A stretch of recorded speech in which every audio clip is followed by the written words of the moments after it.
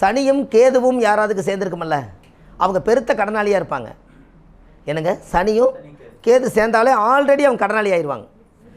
அவங்களுக்கு பரிகாரமே என்னென்னா, கரடி போய் பார்த்துட்டு வர்றது தான். கரடி நம்மளை பார்க்கணும். என்னங்க ஐயா, கரடி போய் பார்த்துட்டு வர்றது தான்.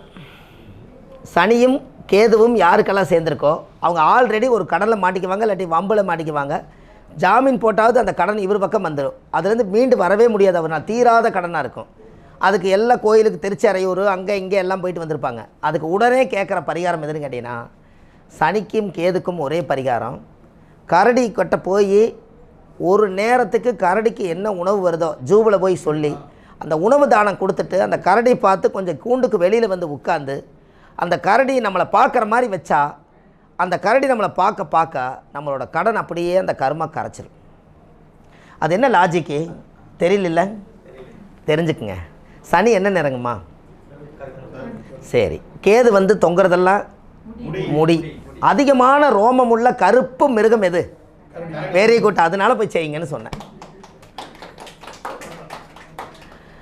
அந்த காலத்தில் கிராமத்தில் ஓட்டிகிட்டு வருவாங்கல்லங்க கரடியை.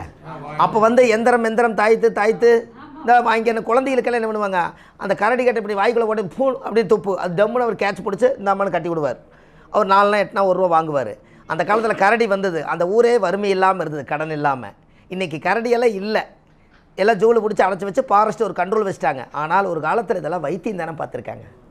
இதெல்லாம் ஆதிகால பரிகாரம் எப்படிங்க ஐயா இருக்குது?